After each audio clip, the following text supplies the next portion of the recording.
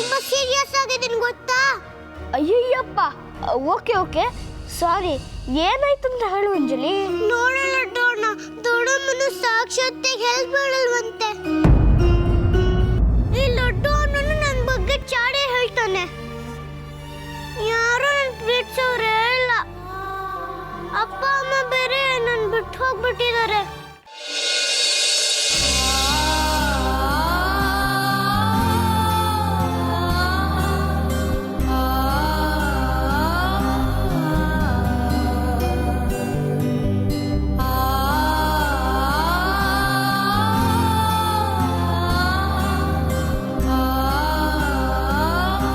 ಬನ್ನಿ ಅಮ್ಮ, ವಧುಶಾಸ್ತ್ರ ಮಾಡಿ.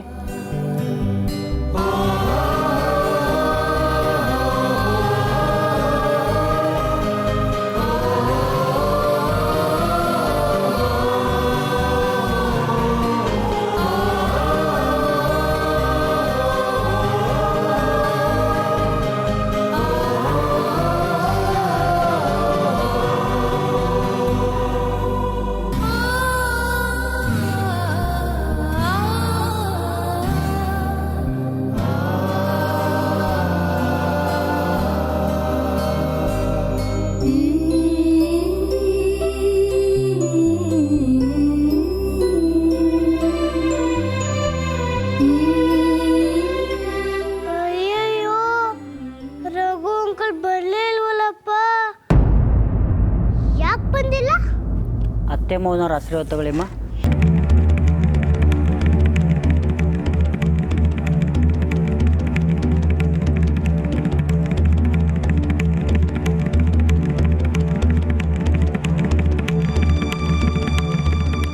ಸಾಕ್ಷಿ, ಶಾಸ್ತ್ರಿಗಳಿದು ಕೇಳಿಸಿಲ್ವಾ?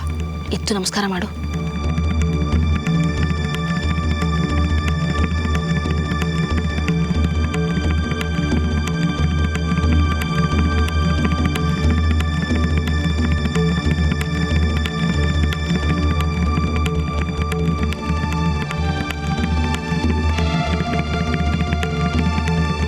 ಎಲ್ಲರಿಗೂ ಕೊಬ್ಬರಿ ಸಕ್ಕರೆ ಕೊಡಿ.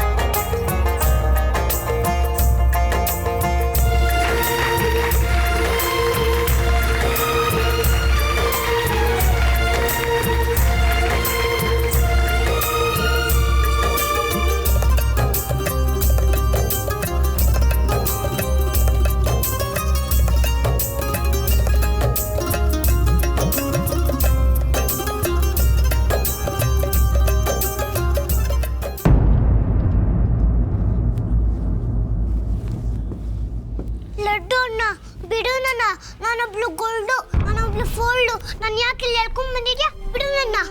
ಏ ಅಂಜಲಿ, ನಿಂಗೆ ಈ ಕೊಬ್ಬರಿ ಸಕ್ಕರೆ ಇಷ್ಟ ಅಲ್ವಾ? ಅದಕ್ಕೆ ಕೊಡೋಣ ಅಂತ ಕರ್ಕೊಂಬಂದೆ. ಎಲ್ಲಿ ತಿನ್ನೋ.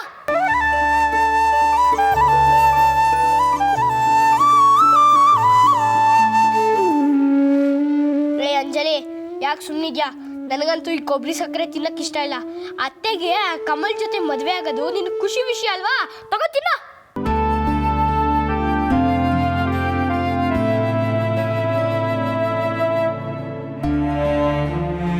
ತಗೊಂಜಲಿ ತಿನ್ನೋ.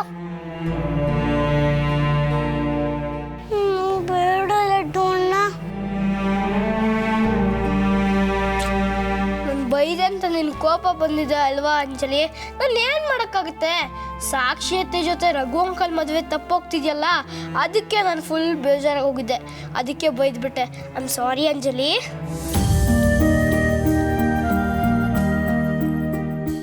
ನೀನು ಪುಟ್ಟವಳ ಅಂತನ್ನೇ ಮರ್ತು ಬಿಟ್ಟಿದ್ದೆ. ನೀನು ಮ್ಯಾಜಿಕ್ಕೂ ಮಾಡೋಂಗಿಲ್ಲ.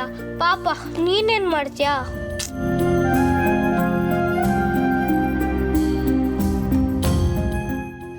ಪೂಜೆನೂ ಹೋಗೋಯ್ತು, ರಘು ಅಂಕಲ್ಲೂ ಬರ್ಲಿಲ್ಲ. ಇನ್ನು ಅತ್ತೆ ಮದುವೆ ನಿಲ್ಸಕ್ಕೆ ಯಾರ ಕೈಲೂ ಸಾಧ್ಯ ಇಲ್ಲ.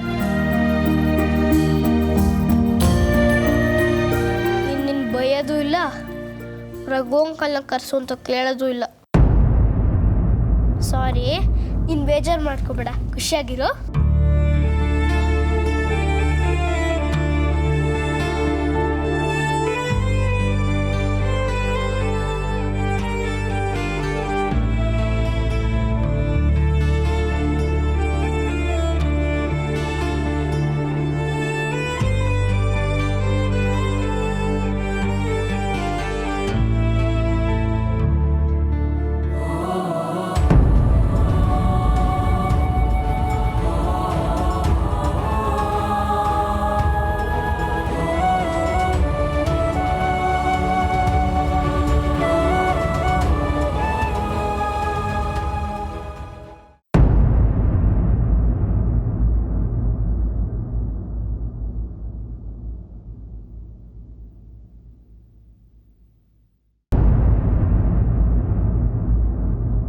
ಅಮ್ಮ, ನೀನು ನನಗೆ ಯಾಕೋ ತುಂಬಾ ನೆನಪಾಗ್ತಿದ್ಯಾ.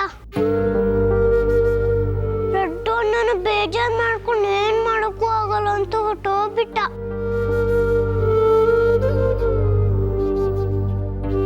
ನನ್ನ ಕೈಲಿ ಏನ್ ಹೆಲ್ಪ್ ಮಾಡಕ್ಕೂ ಆಗ್ತಿಲ್ಲ ಅಮ್ಮ. ಸಾಕ್ಷಿ ಅತ್ತೆ ಮದ್ವೆ ರಘು ಅಂಕಲ್ ಜೊತೆ ಮಾಡ್ಸಕ್ಕೂ ಆಗ್ತಿಲ್ಲ. ಮಾಡಲ್ಲ, ನನ್ನ ಅಮ್ಮ ಯಾರಿಗೂ ಪ್ರೀತಿನೇ ಇಲ್ಲ.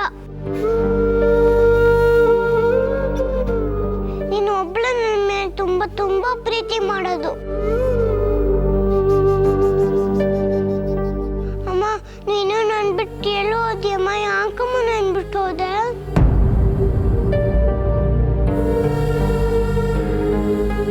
ನಾನು ನೀನ್ ಹೇಳ್ದಾಗೆಲ್ಲ ಕೇಳ್ತಿದ್ದೆ, ನನ್ ಗುಡ್ಕಲ್ಲಾಗಿದ್ದೆ.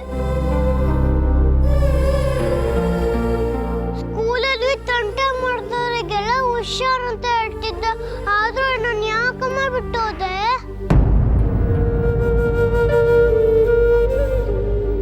ಈಗ ನಂಗೆ ಯಾರು ಹೆಲ್ಪ್ ಮಾಡೋರಿಲ್ಲ.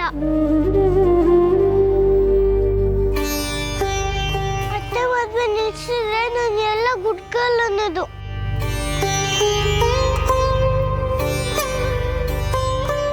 ಮ್ಯಾಜಿಕ್ ಮಾಡಲ್ಲ ಅಂತ ದೊಡ್ಡಪ್ಪನಿಗೆ ಪ್ರಾಮಿಸ್ ಮಾಡಿದ್ದೀನಿ. ನಂಗೇನಾರ ಆಡಿಯೋ ಕೊಡಮ್ಮ ಪ್ಲೀಸ್ ಅಮ್ಮ, ಪ್ಲೀಸ್.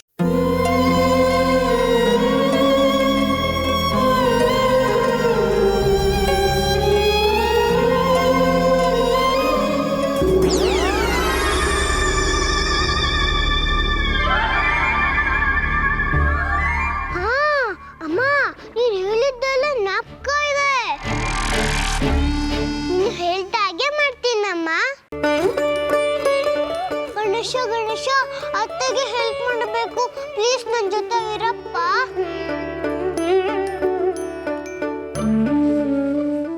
ಕೀರ್ತಿ, ನನ್ನ ಮಾತು ಕೇಳಿ. ಇವಾಗ ಈ ವಿಷಯ ಅಕ್ಕಂಗೆಲ್ಲ ಸರಿಯಲ್ಲ ಅನ್ಸುತ್ತೆ. ಇದೇನು ಸಾಮಾನ್ಯದ ವಿಷಯನ ಚಿಕ್ಕಮ್ಮ? ನಾಳೆ ಬೆಳಿಗ್ಗೆ ಅಣ್ಣ ಹುಡುಗಿನ ಮದುವೆ ಆಗ್ತಿದ್ದಾನೆ, ಅಂಥದ್ರಲ್ಲಿ ಆ ಹುಡುಗಿಗೆ ಯಾರೋ ಲವ್ವರ್ ಇದ್ದಾನೆ, ನಾಳೆ ಸೀದಾ ಕಲ್ಯಾಣ ಮಂಟಪಕ್ಕೆ ಬರ್ತಾನೆ ಅಂದರೆ ಇದನ್ನೆಲ್ಲ ಕೇಳ್ಕೊಂಡು ಸುಮ್ಮನೆ ಇರಬೇಕಾ? ಹಾಗಲ್ಲ ಕೀರ್ತಿ, ನಾನು ಹೇಳೋದು ಕೇಳು. ಇಲ್ಲ ಚಿಕ್ಕಮ್ಮ, ಈ ವಿಷಯನ ಮುಚ್ಚಿಡೋಕೆ ನನ್ನ ಮನಸ್ಸು ಒಪ್ತಿಲ್ಲ.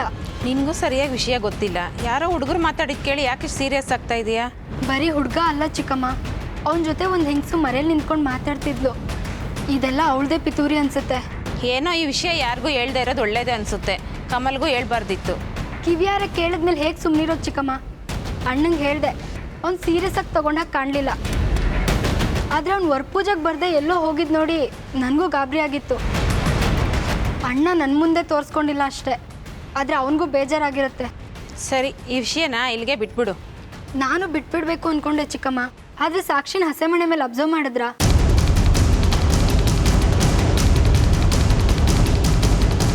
ಸಾಕ್ಷಿಗೆ ಅಲ್ಲಿ ನಡೀತಿದ್ದ ಯಾವ ಶಾಸ್ತ್ರದ ಮೇಲೂ ಆಸಕ್ತಿನೇ ಇರಲಿಲ್ಲ. ಇದೇ ಮೊದಲಲ್ಲ ಚಿಕ್ಕಮ್ಮ. ಸಾಕ್ಷಿ ನಮ್ಮ ಮನೆಗೆ ಕರ್ಕೊಂಡು ಬಂದಾಗಲೂ, ನಾವು ಅವ್ರ ಮನೆಗೆ ಬಳೆ ತೋರ್ಸೋಕೆ ಬಂದಾಗಲೂ, ಹೋಳಿ ಹಬ್ಬಕ್ಕೆ ಬಂದಾಗಲೂ, ಈ ಎಲ್ಲ ಸಂದರ್ಭದಲ್ಲೂ ಸಾಕ್ಷಿಗೆ ಆಸಕ್ತಿನೇ ಇರಲಿಲ್ಲ. ಇದ್ಯಾವುದು ಬೇಡವೇ ಬೇಡ ಅನ್ನೋ ಥರ ಇದ್ದರು. ನಂಗೆ ಮೊದಲೇ ಅನುಮಾನ ಬಂದಿತ್ತು ಇಲ್ಲೇನೋ ನಡೀತಿದೆ ಅಂತ. ಇವತ್ತು ಆ ಹುಡುಗ ಫೋನ್ ಮಾಡಿದ್ದು ಕೇಳಿದ ಮೇಲೆ ನನ್ನ ಅನುಮಾನ ನಿಜ ಅಂತ ಕನ್ಫರ್ಮ್ ಆಯಿತು. ಅಯ್ಯೋ ದೇವ್ರೆ, ಸಾಕ್ಷಿ ರಘು ವಿಷಯ ಇವಳಿಗೂ ಗೊತ್ತಾಗಿದ್ಯಾ? ಈ ವಿಷಯನ ಹೀಗೆ ಬಿಟ್ಬಿಟ್ರೆ ಅಣ್ಣಂಗೆ ದ್ರೋಹ ಮಾಡ್ದಾಗತ್ತೆ. ಆಮೇಲೆ ನಾಳೆ ಏನಾದರೂ ಹೆಚ್ಚು ಕಮ್ಮಿ ಆದರೆ ಈ ವಿಷಯ ಗೊತ್ತಿದ್ದು ಮುಚ್ಚಿಟ್ಟೆ ಅನ್ನೋ ಅಪವಾದ ನನ್ನ ಮೇಲೆ ಬರುತ್ತೆ. ಆಮೇಲೆ ಲೈಫ್ ಲಾಂಗ್ ಈ ಗಿಲ್ಟ್ ನಂಗೆ ಹಾಗೆ ಕಾಡ್ತಿರುತ್ತೆ. ಅಂದರೆ ಈ ವಿಷಯ ಗೀತಂಗೆ ಹೇಳೇ ಬಿಡ್ತೀಯ ಕೀರ್ತಿ? ಹ್ಞೂ ಚಿಕ್ಕಮ್ಮ, ಬೇರೆ ದಾರಿನೇ ಇಲ್ಲ. ಅವಳು ತುಂಬ ತಲೆ ಕೆಡಿಸ್ಕೊಂಡ್ಬಿಡ್ತಾಳೆ. ಮದುವೆನ ಬೇಡ ಅಂತ ಹೊರಟ್ಬಿಟ್ರೆ ಏನು ಮಾಡ್ತೀಯಾ? ಅಯ್ಯೋ, ಇವಳು ಮದುವೆನ ನಿಲ್ಲಿಸೋ ಆಗಿದ್ದಾಳೆ. ಮೊದಲು ಹೋಗಿ ಅವ್ರಿಗೆ ಹೇಳಬೇಕು.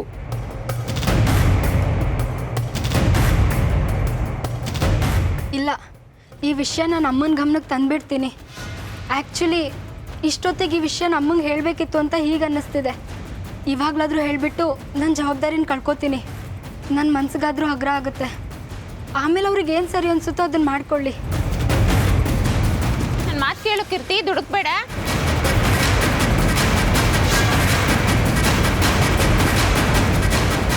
ರೀ, ಒಂದು ನಿಮಿಷ ಬನ್ನಿ ಇಲ್ಲಿ. ಏನು ಸಿಂಧು? ಎಲ್ಲಿ ಹೋಗಿದ್ರಿ ನೀವು? ಎಲ್ಲಿ ಅಂತ ಹುಡ್ಕೋದು ನಿಮ್ಮನ್ನ? ಅಲ್ಲೇನೋ ಕೆಲಸ ಮಾಡ್ತಿದ್ದೆ. ಯಾಕೆ ಟೆನ್ಷನ್ಲಿದೆಯಾ? ಏನಾಯ್ತು? ರೀ, ದೊಡ್ಡ ಅನಾಹುತನೇ ಆಗೋಗುತ್ತೆ. ಏನು ಹೇಳ್ತಿದ್ದೆ ಸಿಂಧು?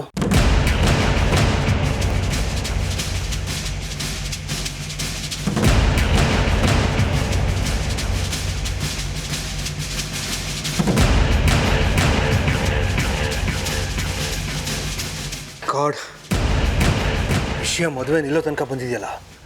ನೀನಾದರೂ ಹುಡುಗಿನ ಕೈಕಾಲು ಹಿಡಿದು ಕೇಳ್ಕೊಬೇಕು ತಾನೆ, ಅದು ಬಿಟ್ಟು ಇಲ್ಲಿಗೆ ಬಂದಿದೆಯಲ್ಲ. ರೀ, ನನಗೇನು ಮಾಡಬೇಕು ಅಂತಲೇ ಗೊತ್ತಾಗಿಲ್ಲ. ಅದಕ್ಕೆ ಮೊದಲು ಈ ವಿಷಯ ನಿಮ್ಗೆ ಹೇಳೋಣ ಅಂತ ಓಡ್ ಬಂದೆ. ನಡಿ, ಅತ್ತೆ ಹೇಳೋಣ. ಯಾರಾದರೂ ಹೆಂಗಸರಿದ್ರೆ ಒಳ್ಳೇದು. ನೀನು ಹೇಳೋಕ್ಕಾಗಲ್ಲ ಅಂತಿದ್ಯಾ?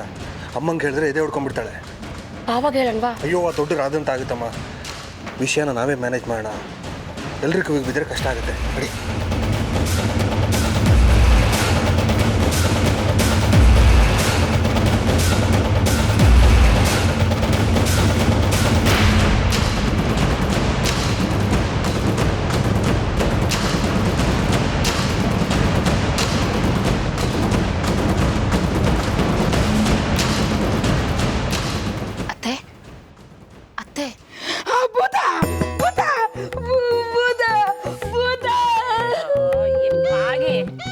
ಏನಾಯ್ತ ನಿಂಗೆ?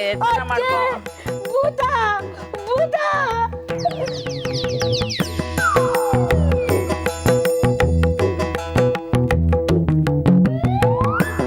ಬಾಗಿ, ಸರಿಯಾಗಿ ಎಚ್ಚರ ಮಾಡ್ಕೊಂಡು ನೋಡು. ಅದು ಭೂತ ಅಲ್ಲ, ಸಿಂಧು. ಎಚ್ಚರ ಮಾಡ್ಕೋ.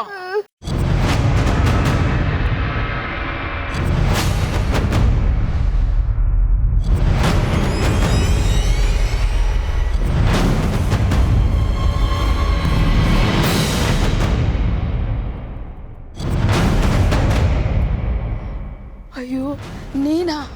ನನಗೆ ಭೂತದ ಥರ ಕಂಡುಬಿಡ್ತು ಕಣೆ.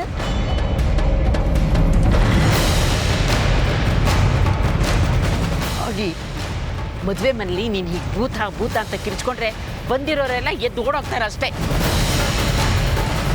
ಸಿಂಧು, ನೀನು ಯಾಕೆ ಇವಳು ಎಬ್ಸಕ್ಕೆ ಹೋದೆ? ಏನಾದ್ರು ಕೆಲಸ ಇದ್ರೆ ನನ್ನನ್ನು ಎಬ್ಬಿಸ್ಬೋದಾಗಿತ್ತಲ್ವಾ? ಅದು ಏನಿಲ್ಲ, ನಿಮಗೆ ನಿದ್ದೆ ಬಂದಿರುತ್ತೇನೋ ಅಂತ. ನನಗೆ ನಿದ್ದೆ ಬರೋಕ್ಕೆ ಹೇಗೆ ಸಾಧ್ಯ ಸಿಂಧು? ನಾಳೆ ನನ್ನ ಮಗಳ ಕುತ್ತಿಗೆಗೆ ತಾಳಿ ಬೀಳೋ ತನಕ ನಂಗೆ ನಿದ್ದೆ ಎಲ್ಲಮ್ಮ ಬರುತ್ತೆ. ಯಾವ್ಯಾವುದೋ ಗಂಡಾಂತರಗಳು ದಾಟಿ ಈ ಹಂತಕ್ಕೆ ಬಂದು ನಿಂತಿದೆ. ಸತ್ಯ, ಆ ದೇವ್ರ ದೊಡ್ಡೋನು. ಇದೊಂದು ರಾತ್ರಿ ಸುಸೂತ್ರವಾಗಿ ಕಳೆದುಬಿಟ್ಟೆ ನಾಳೆಯಿಂದ ನೆಮ್ಮದಿಯಾಗಿ ನಿದ್ರೆ ಮಾಡ್ತೀನಿ. ಹೌದೌದು, ಸೆರೆಗಲ್ಲಿ ಕೆಂಡ ಕಟ್ಕೊಂಡು ನಿದ್ದೆ ಮಾಡಕ್ಕಾಗತ್ತಾ? ನಾನು ಅದಕ್ಕೆ ಇಷ್ಟೊತ್ತನ ಮಾತಾಡ್ತಾನೆ ಇದ್ವಿ. ಈಗ ನನಗೆ ನಿದ್ದೆ ಜಂಪ್ ಹತ್ತಿತ್ತು ನೋಡು. ಅಮ್ಮ ಸಾಕ್ಷಿ ಮದುವೆ ನಿರ್ವಿಘ್ನವಾಗಿ ನಡೆಯುತ್ತೆ ಅನ್ನೋ ನಿರೀಕ್ಷೆಯಲ್ಲಿದ್ದಾಳೆ. ಅಲ್ಲಿ ನೋಡಿದ್ರೆ ಅವಳ ಮದುವೆ ನಿಲ್ಲಿಸೋ ಪ್ರಯತ್ನ ನಡೀತಿದೆ. ಈಗ ವಿಷಯ ಹೇಳದೇ ಇರೋ ಹಾಗಿಲ್ಲ. ಇಂಥ ಇಕ್ಕಟ್ಟಿನ ಪರಿಸ್ಥಿತಿ ಇದು. ಛೇ, ಈ ಅತ್ತೆ ಎಲ್ಲ ಹಾಳು ಮಾಡಿಬಿಟ್ರು. ಇವ್ರಿಗೆ ಸ್ವಲ್ಪನೂ ಸುಳಿವು ಸೂಕ್ಷ್ಮನೇ ಇಲ್ಲ. ಯಾಕಿಬ್ರು ಈ ಥರ ನಿಂತಿದ್ದೀರಾ? ಸರಿ, ಇಷ್ಟೊತ್ತಲ್ಲಿ ಇವಳು ನೆಪ್ಸೋಂಥ ಅಗತ್ಯ ಏನಿತ್ತು? ಯಾಕಿಬ್ರು ಈ ಥರ ಮಾತಾಡದೆ ನಿಂತಿದ್ದೀರಾ?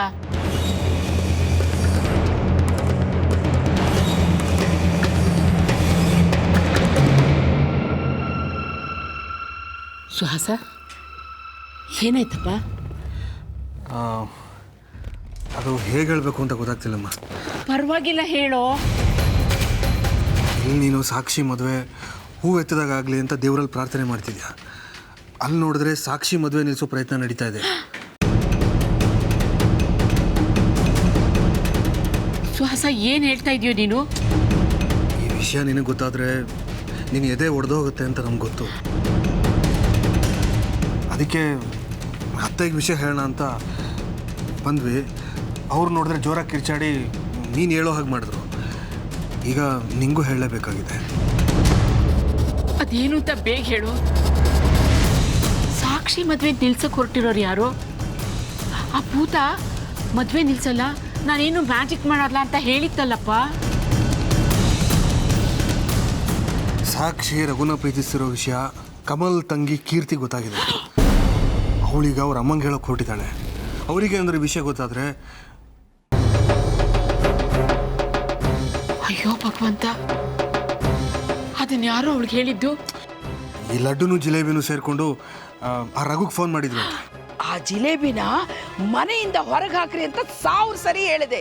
ನನ್ನ ಮಾತು ಎಲ್ಲಿ ಕೇಳ್ತೀರಾ? ಆ ಜಿಲೇಬಿ ಉಂಡು ಮನೆಗೆ ದ್ರೋಹ ಬಗೆಯೋಳು. ಅಂತೂ ಸಾಕ್ಷಿ ಮದುವೆನ ಮುರಿಯಕ್ಕೆ ಹೊರಟಿದ್ದಾಳಲ್ವ ಅವಳು. ಅಯ್ಯೋ ಅತ್ತೆ, ಆ ಜಿಲೇಬಿ ವಿಷಯ ಆಗಿರಲಿ, ಮೊದಲು ಕೀರ್ತಿ ಈ ವಿಷಯನ ಯಾರಿಗೂ ಹೇಳ್ದಿರೋ ಹಾಗೆ ನೋಡ್ಕೋಬೇಕು. ಅದನ್ನು ನೀವಿಬ್ಬರೇ ಮಾಡಬೇಕು. ಮೊದಲು ಅವಳು ಎಲ್ಲಿದ್ದಾಳೆ ಅಂತ ಹುಡುಕಿ ಅವಳಿಗೆ ಕನ್ವಿನ್ಸ್ ಮಾಡೋಣ. ಈ ವಿಷಯ ಆಚೆ ಹೋಗದೆ ಇರೋಗಿ ನೋಡ್ಕೊಳ್ಳೋಣ. ಹೌದು ಕಣೋ, ಆ ಕೀರ್ತಿ ಎಲ್ಲಿದ್ದಾಳೆ ಮೊದಲು ತೋರಿಸು. ಅವಳು ಕಾಲಿಗೆ ಬಿದ್ದಾದ್ರು ಈ ಮದುವೆ ನಿಲ್ಲಿಸ್ಬೇಡ ಅಂತ ಕೇಳ್ಕೊಳ್ಳೋಣ. ಸಿಂಧು, ಯಾವ ರೂಮಲ್ಲಿದ್ದಾಳೆ ಅವಳು?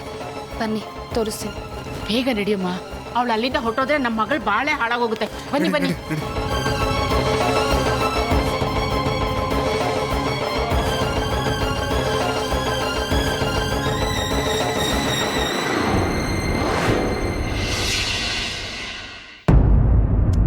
ಎಲ್ಲೇ ಸಿಂಧು? ಆ ಹುಡುಗಿ ಇಲ್ವೇ ಇಲ್ಲ? ಇಲ್ಲೇ ಇದ್ಲು ಅತ್ತೆ. ಅವಳು ಚಿಕ್ಕಮ್ಮನ ಜೊತೆ ಮಾತಾಡ್ತಾ ಇದ್ಲು. ನಾನೇ ಕಿವಿಯಾರೆ ಕೇಳಿಸ್ಕೊಂಡಿದ್ದೀನಿ. ರಘು ಸಾಕ್ಷಿ ವಿಷಯನ ಅವ್ರ ಅಮ್ಮನಿಗೆ ಹೇಳಕ್ಕೆ ಹೋಗಿರ್ಬೇಕು ಅವಳು. ಸ್ವಲ್ಪ ಬಾಯಿ ಮುಚ್ಕೊಂಡು ಸುಮ್ಮನಿರ್ತೀಯ ಭಾಗಿ. ನಿಂದು ನಾಶ್ ಬಾಯಿ ಕಣೆ. ಅಪಶಕ್ನದ್ ಮಾತಾಡ್ದಿದ್ರೆ ನಿಂಗೆ ತಿಂದನ್ನ ಮೈಗೆ ಅಂಟೋದೇ ಇಲ್ಲ ಅನ್ಸತ್ತೆ. ಇಲ್ಲೇ ನಿಂತ್ಕೊಂಡು ಪೇಚಾಡೋದ್ರಿಂದ ಏನೂ ಪ್ರಯೋಜನ ಇಲ್ಲ. ಹುಡುಗಿ ಎಲ್ಲಿ ಅಂತ ಹುಡ್ಕೋಣ, ನಡೀರಿ ನಡಿ.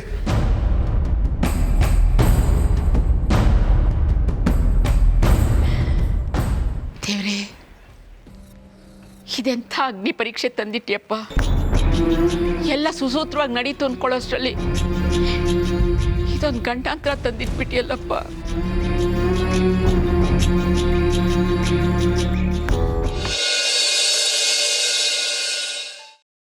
ಅಮ್ಮ ಎಲ್ಲಿ ಹೋದ್ರು? ನಮ್ಗೆ ಕೊಟ್ಟಿದ್ದ ಎಲ್ಲ ರೂಮು ಹುಡುಕಿದ್ದಾಯ್ತು, ಎಲ್ಲೂ ಕಾಣಿಸ್ತಾನೆ ಇಲ್ಲ.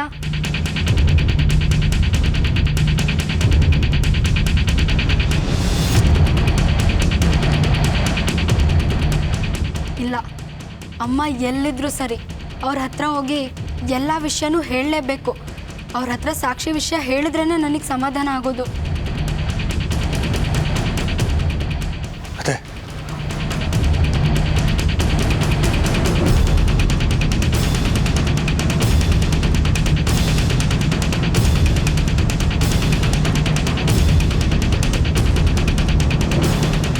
ಕೀರ್ತಿಯವರೇ, ನಿಮ್ಮ ಹತ್ರ ಸ್ವಲ್ಪ ಮಾತಾಡಬೇಕಾಗಿತ್ತು, ತಪ್ಪು ತಿಳ್ಕೊಬೇಡಿ.